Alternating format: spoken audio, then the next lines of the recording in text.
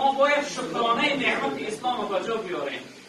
پیش از اسلام جوانهای محترم، پیش از اسلام وقتی که دختر به بلاغت میرسید، اون دختر مثل سگی که یعنی خواهنده سگی نرینه می شود 10-12 جوان بیزن از قفاش می دوید.